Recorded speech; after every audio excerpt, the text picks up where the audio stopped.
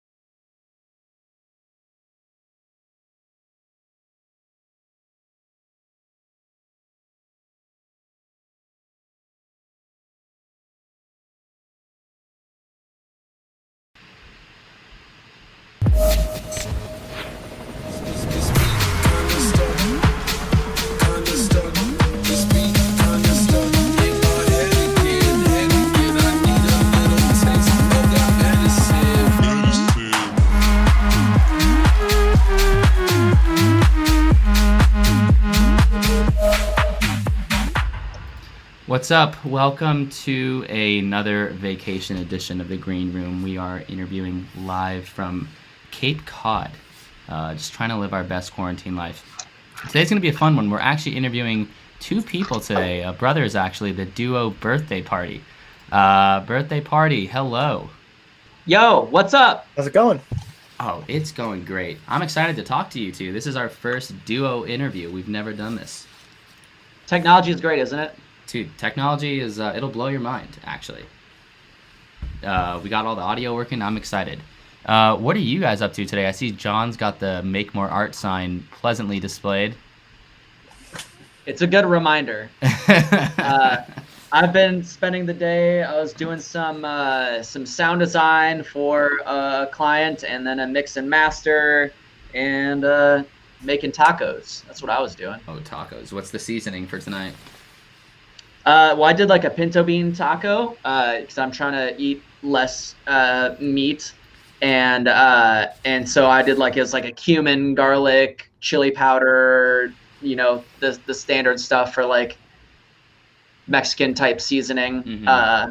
But you know, you can get a really good vegetarian taco out of like pinto beans or like sweet potatoes or something. Nice moves. And that means that you can load it up and not feel bad. Nice moves. John, what are you up to tonight? I've just been kind of relaxing. I really like cranked on music this weekend and like finished up, or mostly finished like two tracks that Brian sent over. Got like my half of it like on those two tracks done. So I've just been kind of taking a few days to like do other hobby stuff, like play some video games and make sure I'm caught up on my day job. Yeah, on Sunday, John was blasting me with links, and I'm like, it's Sunday. I'm being a lazy piece of shit, and should I not be cussing on this stream? I don't know. No, you're good, man. But, you're good. Yeah, You're good. yeah. I was like, why do you have to be productive on the day that I'm not, and I'm not trying to like be in that mindset. I need to decompress on a Sunday, and he's like, go, go, go, go, go, which is normally it's the other way. Hey, that's the way Yeah, to go. 5 days a week. He's like, go, go, go, go, go. And I'm like, I just want to chill because I've been working. You're like, And then, go ahead. sorry, go ahead. No, you're good. Then like on the like my weekends, like I'm like, okay, cool. Like I have all this free mental energy because I haven't had to worry about my day job at all. And so I'm gonna crank on these tunes, and then I'm like, here, Brian, listen to this. Here, Brian, listen to this. Here, Brian, listen to this. And he's in full piece of shit mode for the weekend. So that's our universal term between the two of us. Not universal, but we both of us can be just, okay, I'm in piece of shit mode. Then leave it alone. Let him decompress, and we'll return to it another time. Yeah, it's I get important that. to be a piece of shit sometimes. I mean, you gotta make sure that you're able to, especially in this crap that we're in, just like take some time to do nothing. Just be like, I'm gonna do nothing, actively doing nothing. I'm on board with that. Purposely doing nothing. Purposely doing nothing. How do you all go about? Okay, so I've been watching a lot of the Disclosure streams lately, which highly recommend if you haven't. I love those. I didn't even know they were streaming. Yeah. Oh yeah, it's lit. They're all over. Brian actually got me hooked. Was it Habstract? I think he got me hooked on the Habstract streams. Yeah. Is he still streaming? I haven't seen him streaming in a while. No, I don't think he is anymore, but he was. They were so Yeah, those good. streams were incredible. I've been watching the Disclosure ones, and it's interesting to hear them talk about their process because they live apart from each other. How do you guys go about like capturing that, inspiration? Is it just like a tag team on one project? Like, how do you guys go about producing together?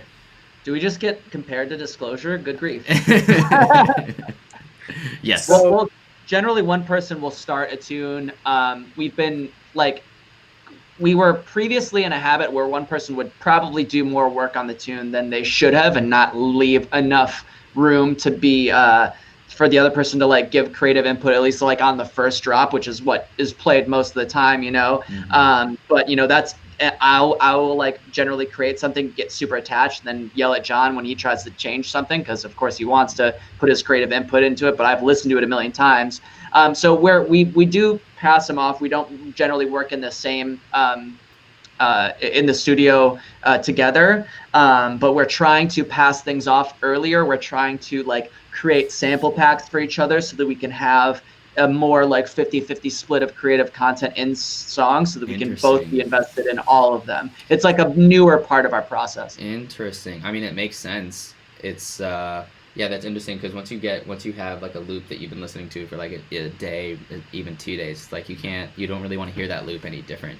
I like you get very set in like this is how this song sounds, and it's got to be this way, and Brian's great at like getting an idea down quickly because of that, and I get ideas down really slowly because I'm not like that, but yeah, I'm all about experimentation and changing things all the time, and it's so like when we work together, sometimes we're just butting heads, and sometimes it just meshes really nicely. Interesting.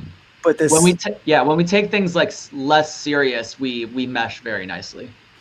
That's what I feel like is kind of I've heard a lot of the people that we've talked to on here. It's like the people that if they overthink what's going on, it doesn't work out. But whenever they're like, yeah, let's just like mess around and see what we can do in like an hour, 2 hours, those are always like the best happy accidents. Absolutely. What's the oh my god, Bob Ross, right? Happy accidents. Yeah. And that's a bird now. And it's a bird now. So like, that's kind of it's a huge theme for me personally. For my day job, like I travel constantly, and so from the start of Birthday Party through the beginning of the pandemic, like I was traveling like probably almost every other week, and so I was on planes all the time, and so it like having this time of, okay, I've got 2 hours on a flight before we like from when I can take my laptop out to when I can put it away or when I have to put it away. I've got 2 hours. Let me get something done. Yeah. It's such a great tool for me personally because it doesn't give me time to get distracted. I'm like, okay, if I want any sort of coherent idea, I have to just crank. And so I treat them almost as writing exercises. Like, okay, I got to get something down. Mm-hmm. And so like probably, I don't know, 75% of the tracks that I like love of ours that I started on a plane. Like, so just because it's such a, like well, not only like do I only have X amount of time, I have no distractions. Yeah. So I can't like go check Messenger or go check Reddit. Like I have to work on the track and that's all I can do. So like our Holla Batgirl remix, I started on a plane. I know that for sure. One of our really big collabs, I started on a, it's not out yet. I started on a plane. A track that we've got coming out, I forget if it's end of this month or beginning of next month. I believe I started on a plane. And there's just like all like, and then so a recent tune that we've been working on, I think that we like just finished, which goes from like speed house, which I know some people are really averse to that term, but it 138 BPM Beast House. That's that Luca Lush. That's that Luca Lush stuff.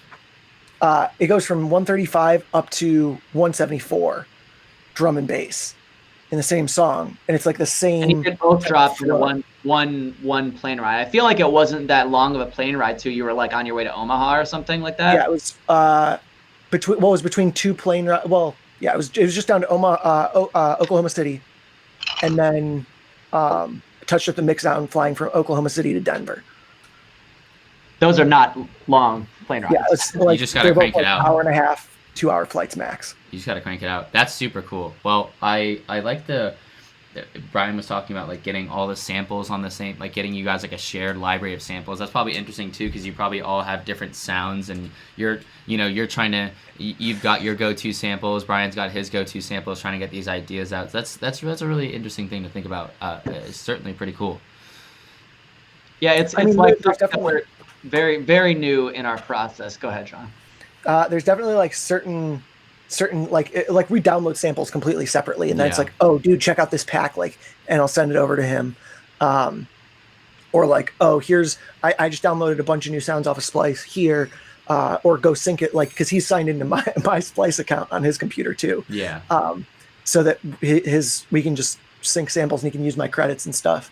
And it helps us stay on the same page. But then like sometimes I'll find like there's this one hip hop sample pack. Mm-hmm. There's one hip hop like drum designer that I just like, all of his stuff is amazing. And I started using it, and I think Brian was like, where did you get these sounds? Like, because they're all just super, super clean. Yeah.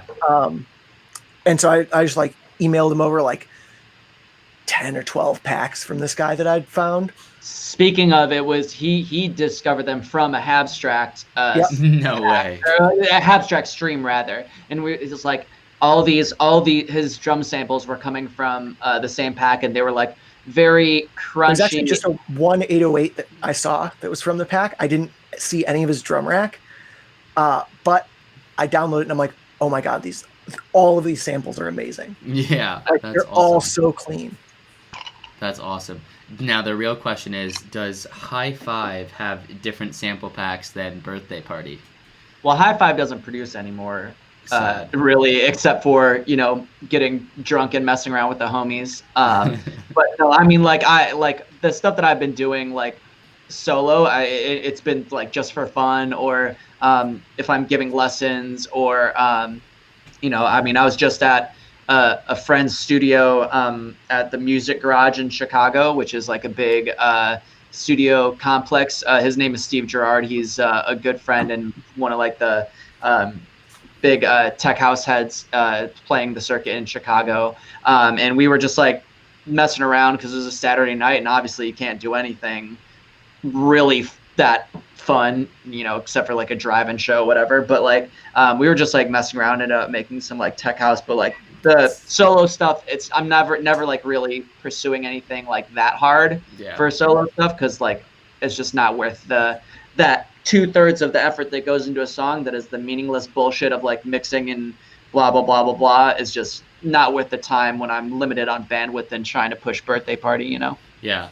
Do you all have like one of you better at mixing, one of you better at writing type of thing, or do you guys both mix together? Brian is better at both of them.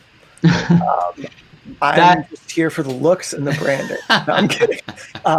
No, John's yeah, it's not a big difference. I think like what's more, I mean, you like the last two that you sent me are stupid well written. Like I think what I excel at is like the kind of being formulaic where you need to be formulaic, or where it's really beneficial to be formulaic. And then John has the ability to be very experimental in his writing, creative use of samples, resampling his own stuff, using Foley from around the house or wherever the heck he goes. I recorded like a couple, like I think it was like 45 minutes worth of Foley recordings, just like walking around my house hitting stuff with a drumstick and recording with my phone.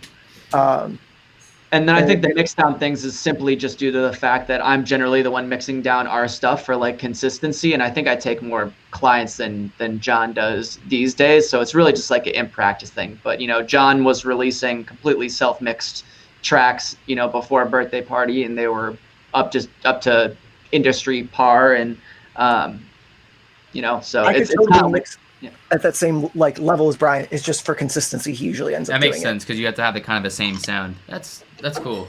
I like that. I mean, there's usually when I send him stuff, it's mostly there. Like I'm not gonna like look into the nitty gritty of some little things, but we both have like treated rooms for our studio spaces. So well, mine a little bit more than his, but that's just because we haven't finished his yet. But it gives us both the ability to mix like really, really easily. And honestly, what helped us get a lot more consistency is we bought 2 sets of the same monitors. So we kind of for like our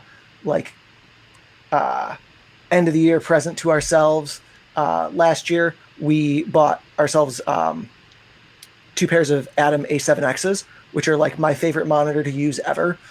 Just because like that, they've got a different type of tweeter in them where the high end goes up to like 50 kilohertz, which you can't hear past like 20, 22. So it's just this really like unnecessary. It's super unnecessary until you hear it, and like there's no because when you get a speaker close to its like range of like it's high range of like motion. Yeah, that makes sense. It starts to distort, and so what like those distortions. Even if they're not super audible, that's what causes ear fatigue. And so I've been able to work like significantly longer on things with these new monitors. And it's consistent between both of our houses. And so we can walk into the other's room and be like, oh, I know how it's supposed to sound. Yeah. You're not like trying to like I gotta like relearn this room. Yeah. Awesome. Well, listen, let's pivot a little bit outside of the production stuff. Appreciate you guys giving me that background. It's super interesting, and I would talk about it all day, but I'm sure some of the audience here isn't producers. You guys have been, when we had our pre-chat, we talked a lot about some of the recent success you've had, specifically with Jaws and Bite This. I know you guys were on the Bite This radio. Tell me a little bit about how you all took, especially what was 2 brothers, producing, making music, and now you're surrounded by the likes of Jaws, and you're engaging with these pretty big names in the industry. So we've been huge fans of Jaws since like his big one like that blew up. Excuse me, I was a way bigger fan before that. I remember this track. It was like Jaws and Selvin King, Pure Evil, and it was like weird, like 4x4 at like 150 beats per minute, like trappy. I don't even know. It was really weird. But yeah, then of course, Feel the Volume was like a big track that cemented like the bass house into us. Anyways, continue, Don. I just had to correct you real quick.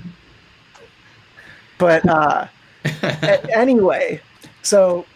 We've been huge fans of Jaws for years and years, and obviously he's a huge influence on us. If you've ever heard any of our stuff, he's obviously a huge influence on us. But we've always thought like, oh, like as soon as he started, like we're like, oh, it'd be so cool to like get on there. And then one of our tracks ended up like in his radio show, and so he just happened to be in Chicago like the next week, I think, like after that aired, and he was doing a pop-up shop before the show, because that was when he did a show in Milwaukee and then 2 shows in Chicago in a row at 2 different venues. 3 different venues? Did he do 3 venues in Chicago? I think it was 2. But yeah, John stopped by at this pop-up shop and like got that like initial handshake and got the conversation going. He'd of course seen our names around here and there in the circuit, and that just kind of got that initial face-to-face, and like John continued like building that relationship, I think. Yeah, he like so we're friends with the people that admin for his Facebook group, and so like they obviously knew him a little bit better than we did, and I walk in and like they like introduced me and they're like, oh yeah, I know who you are, like immediately after like mentioning my artist name. Unfortunately Brian was out of town for this, so he wasn't able to come with, but Brian didn't get that one-on-one. And I was like, hey, we want to send some stuff to your label, and the label manager happened to be on tour with him helping handle merch. So we met her, and then like got her email and started sending stuff like the next week. And so we sent them a bunch of stuff, and then they settled on this one, the one that we ended up putting out with them, Fight. And it just kind of it kind of all stemmed from that. It all stemmed from that. Locked in. Yeah, and we landed this a spot on North Coast Music Festival, opening the stage that was a Bite This takeover. So we were like right before the first like official like Bite This artist. This was before that release came out. And I mean, we were technically the first Bite This artist, but we didn't have it released yet. Yeah, but and we were the first person like brought in from like the next up was like Kyle Walker, and he was like the first person from out of town. And so like, we got to get another face-to-face, and it was honored to be kind of included in that realm. And then, shortly after the release, we did the guest mix, and we hope the release we actually opened for that whole tour at Aragon Ballroom in Chicago, and that was like one of the last shows before pandemic. No way. It was insane. Like probably like if you were to ask me to put together like the perfect show, I would have put together that show, like, and not even like for us to play, like just like the perfect show to attend. I would have put together the Shipwreck, Abstract, and then Jaws. It was Shipwreck, Abstract, Jaws. Yeah. Well, us and then Shipwreck, Abstract, Jaws. Jeez. You know what? Actually, now that you say that, this was in Chicago. Yeah. I actually, and I'm not just saying this, I do think I remember seeing that on social media, probably through you guys or one of those artists, and being like, oh, like, that would be pretty fun to go to, but obviously I can't because I'm in New York. That's awesome. And Excuses. that was you say that, but literally after when we had the Odd Mob show, I walked outside of the club and I was just talking to some random people, and they were like, I was like, where are you from? They said Chicago. So they're in New York. And I'm like, no, you're not. Like, obviously you're not from Chicago. You're just messing with me. Like, no, we are from Chicago. They flew from Chicago to New York just to see Odd Mob. That's amazing. I wish we would have done that. Yeah, because Odd Mob was supposed to play. It was the weekend that things started getting canceled. He was playing out here, and he came out to hang out in the studio, and we like got dinner and whatever. And this was just as stuff was like really closing down. And it was like a couple days we were talking about plans, and he's like, I don't think the show's gonna happen. I don't think this show's gonna happen. I don't know. And that was like a real bummer that he was about to play in Chicago, and that was like, that was right when it all popped off, and I'm like, pandemic. And then it was like, oh, the show's canceled, and then like 2 hours later, like, but I found a flight out to Chicago still. Let's hang. So I like scooped him from the airport, and we went over to Brian's house, worked on a tune together. Heck yeah, I love hearing that. I love hearing that a lot. Well, we're gonna have to make a birthday party Odd Mob lineup happen when this is over. 100%. But that's so cool that you guys got that last experience right before this all started. I feel like a lot of people, I don't know if this is just like rose tinted glasses type of deal, but like I vividly remember having our last show. I opened for Hex Cougar, and then we had a Lunar Lounge show, and I was like, this is sick. This is one of the best shows I've ever done. I can't wait to do this so many times this year, and then it just didn't happen. I feel like a lot of people missed out on that, but hey, it happens. We got to get through whatever's going on this pandemic, and hopefully we can get these shows on the road once this is all over. Preach. Speaking of which, I want to hear from you two. I mean, Brian, I'm friends with you on Facebook. John, I am now too. It's been a busy quarantine. Brian, you've been doing lessons. You've been really vocal about mental health that's been going on. You've been grinding in the studio. Like, I feel like there's so many different things that you as a person have been focused on, and John, you as well. How has what's been happening the past 6 months changed either your artist identity or also just you as a person moving forward?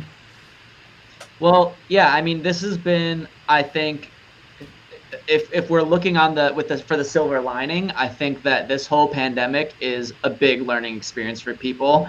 It's not any kind of accurate to say that things are great and people are making gigantic strides across the board, but I think that this could be a learning opportunity for everyone. The seclusion is a huge thing. I've learned like a whole lot of about myself that I don't think was super apparent when I was keeping so busy and moving around and always seeing so many people.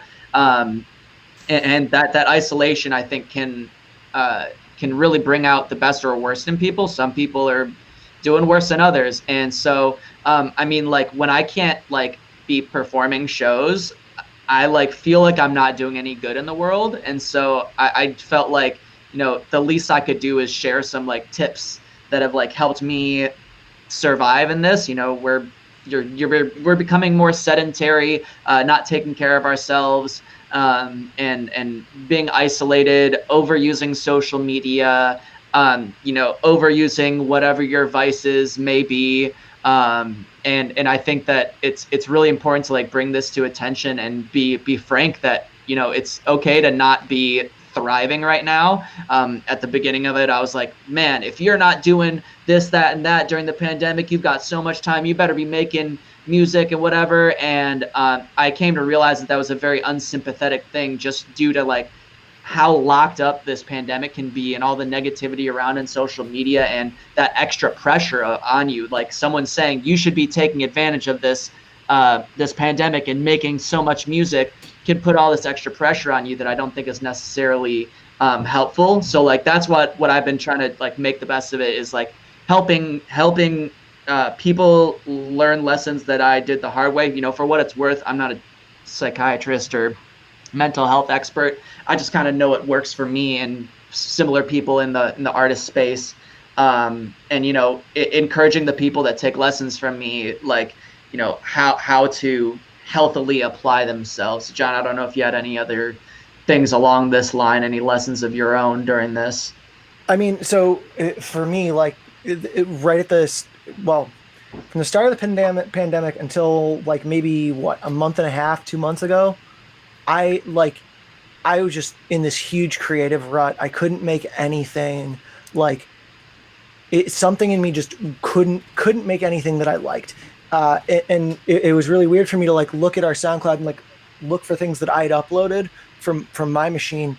And I didn't see anything for 6 months. And that means like no music was just like making it out from my computer that I liked enough to our SoundCloud to be able to share with Brian for 6 months. And that was really like kind of eye-opening. Like, and because I didn't have that normal social interaction. I live out in the burbs, suburbs, like, and Brian's in the city. And so normally like when I'm seeing people, it's because I'm with Brian at shows, or I'm with my girlfriend at shows, or I'm like me and my girlfriend are going out and doing stuff. And so when I was just at home, in the suburbs, like I wasn't really seeing anybody. And I didn't realize how much of a toll it took on me for like a good 3-4 months until we like had a little get together with a bunch of friends, and I instantly like, it was like a switch. I felt like infinitely better. Back to normal everything. the second you had that interaction.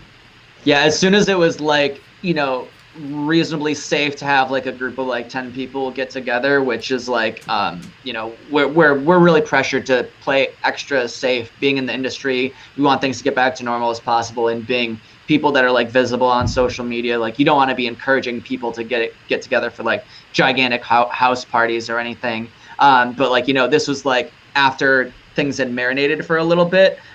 We had like, it was like 10 people at someone's house. Someone had the decks there. Weirdly, all of our friends picked up DJing during this pandemic, like a good chunk of them.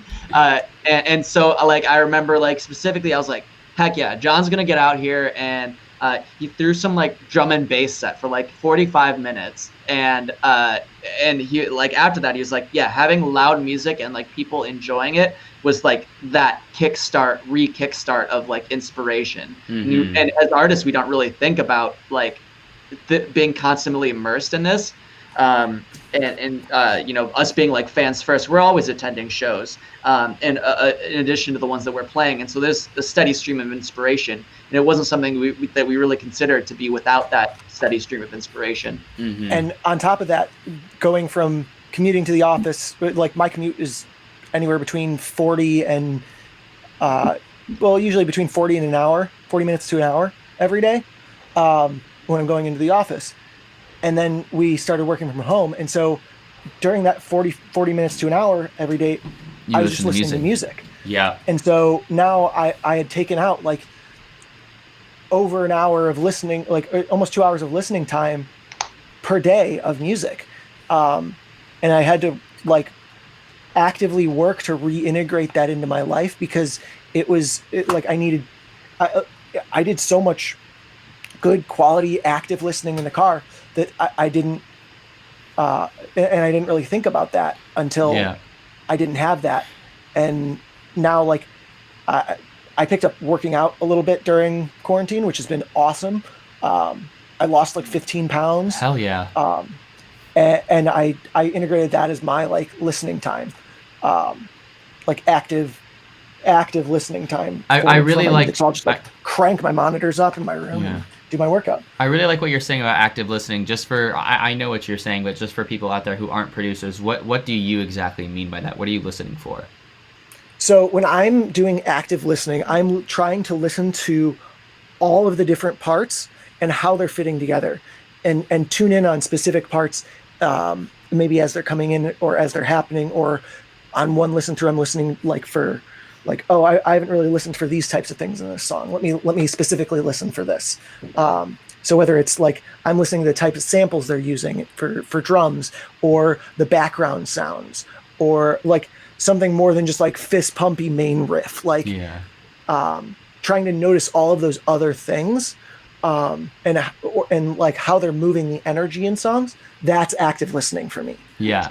And I've been like kind of like talking to my even non-production friends about this. It's something that you don't really, people don't really have to do all the time. Is like actually think about what they're listening. They just kind of passively sit back and be like, oh, well, this is nice, and just wherever the brain goes. But like when you actually take the time and listen and try and like pick out the different elements that are going on, I think can really like increase your like appreciation for the complexity of this type of music, regardless of if you're a producer or not. And this might cause a side effect of you being at a show and people keep asking if you're okay or having a good time because you're just staring blankly, and they might think you're not having a good time or you're just wasted or something, but you might just be listening very intently. Very, very carefully. How did they make that one particular wub in there, Yeah. And you're trying, like, you spend like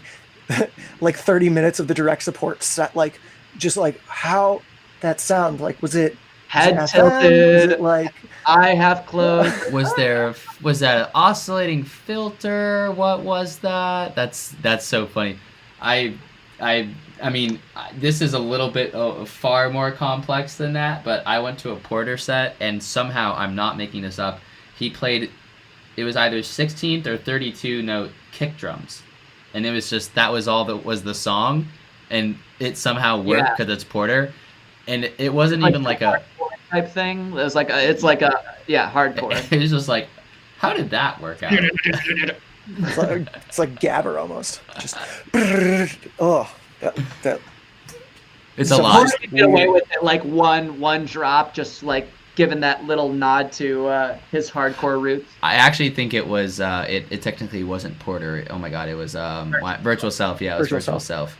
But so even more like hardcore hard dance influences. Yeah. It was a lot of kicks. It was a lot of kicks. I appreciate your answer about what you guys have been doing in quarantine. It's you have to find a way to balance your creativity with the mental health aspect of being locked away. And I myself too have felt like in the absence of having these live events and being at these clubs and having that loud music in your face, like it really is something that a lot of us are missing. So I certainly understand. So let's talk happy news and talk about what's next. You guys have some releases coming up. I think you hinted a little bit about some merch, maybe. I don't know. What do you guys have coming up around the corner? Oh, well, I wish that we had video live, because I'm wearing our merch that's dropping on. Video's on. Is it not showing for some reason? Just your video isn't showing in the call, but that's fine. Yeah, no. On YouTube. Yeah, it's all showing. It's at least on my end. It looks like the video's showing, but. Oh, it is now. I guess it didn't reload that thing. Yeah, so cool. We got this thing, and it says 2020 blows with a little Party Blower. That's part of our new little mini merch line that's dropping on Friday. We've got that. We've got these joggers that we're calling Party Pants. 1 second. Yeah, John's got Party Pants, and then we've got masks that say I've got dancing. Brian lost his mask, but I got the one. Brian, how? Yeah. It was at this Akali drive-in show that we were playing, and I got drunk, and I'm sorry. And then we've got these joggers that are party pants that say party down the side on one side, and then they've got like our balloons on the other side. They're pretty cool. Like we really haven't like hit merch that hard with like one release before, so it's really cool. We're doing a giveaway, blah blah blah. Shameless plug. Hit up our Facebook group. And then we've got I don't know. Brian, John, do you want to tell them how to get to the Facebook group? Yeah, I don't know if I'm in the Facebook group. Yeah. Go on to www.facebook.com and you search for Birthday Party Guest List, and that's our Facebook group. And we do a lot of cool stuff in there. We do exclusive stuff, giveaways. We'll even drop like an exclusive like VIP edit, some kind of stuff in there, previews to all of our stuff. And then, you know, anyone that wants to like kind of ask us about anything, we're like, you know, always in there. Yeah, John, can we talk about our next release? Did we get like the clear for that? We don't have the contract. But I guess we can mention the name of it. The track's called Take It. And we've been hanging on to it did we drop it at EDC the first year? No, we didn't. But the last year. Yeah. So I mean, it's been over a year that we've had this one done. We've been like sitting on it, waiting for the right opportunity, right label to put it on. And man, I really wish I was confident in being able to say where it was coming out on. Because it's a very exciting, newer, smaller label run by a legend. So, well, we will sit here and anticipate it heavily. You don't know when it's coming out? What date? I don't remember the date. It's either I want to say it's like the beginning of next month. Okay.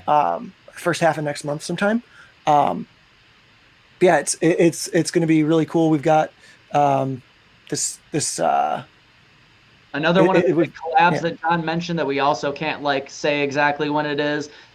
Just what I hate about like labels and stuff is you never know what you can and can't say, and you don't want to piss people off. And yeah, we got to play it safe and keep things under wraps. But we've got a lot of things especially as we've started working with these like bigger and bigger people, like it's just more and more like we're not in a position of power in this relationship. And so we don't want to like push anything, but we've really cool stuff coming with really cool people that we've been listening to for a really long time, people who've been doing really big things, people that we're huge fans of, like that's awesome, and have been since we were like EDM 18 years old. Like some of the people that like got us into dance music. That's awesome. It's really awesome. Yeah. We're really excited about it all. Definitely let us know when it comes out. We'll certainly post on our end, and I'm excited to hear and see what that all is. So you will not be able to escape any of the news when any of these collabs come out. It will be everywhere. I will be shouting it from the rooftops everywhere. I already can see all of Brian's memes that he's going to be posting about the releases. I don't even know what what it is yet, but I just know that he's going to be posting memes. I'm just gonna search on Twitter EDM memes and just steal whatever one's best for the engagement. It's not original content. Hey, who cares? No, that's like, some of this is like this one in particular is like if you told me that this was gonna happen like years and years ago, I'd be like fuck right off. There's absolutely no way. It's one of those things like you make goals and you make like 5-year goals, and this was like something that I would never even like put on a goal sheet. And it just kind of like fell into our laps, and I'm like, well, what now? Wait, now I'm like really curious. Can I find out after this? Sure, we'll tell you directly. Okay, hell yeah. I'll take the heat for that one. I can tell you directly. Okay. Keep it under wraps. I mean, technically, like they've talked about it before, and they've played it out, but. And they've given us the go ahead to like it was like included in like our Cannibalen mix. And I don't know if we still like kept the track list in there or what, but you know, it's been around. It's been around. Well, guys, appreciate you taking the time to chat. I'm sure our viewers enjoyed it. As we wrap up, is there anything else you guys want to add? Take care of yourself, take care of your friends, support your local artists as much as you support the big ass artists that are making hella money. And well, they're not making hella money right now, but well, that's dark, John. Thank you for chatting. Now you got to end it on a light note. That's your responsibility now. If you've never done anything musical before, I challenge you to go out and try an instrument, try music production, try making beats, try and bring some sort of music creation into your life, or any sort of art creation into your life if you've never really like pursued that. The sign, John. The sign. Make more art. Just make more art. That's it. That's the tweet. That's the story. That's the answer. Like for me, like I've always been a woodworker, and so I've built all sorts of things in my house, and that sign is something I built in like a weekend. I built a coffee table the other weekend, and that's like when I'm not musically inclined, like that's or designing or like merch, which me and Brian kind of share doing. My other creative output is I like to say it's like my hobby creative output is my woodworking stuff, and then my like passion creative output is my music. Yeah, that's awesome. I love it. You got to keep the creative brain going. Yeah, it's good to like work in different mediums too. 100%. Well, guys, thank you so much. I'm going to end this stream specifically just so I can hear what this big news is because I'm anxious. But no, all jokes aside, guys, really appreciate the time. Thanks for chatting. No, thank you for having us, man. We really appreciate it. All right.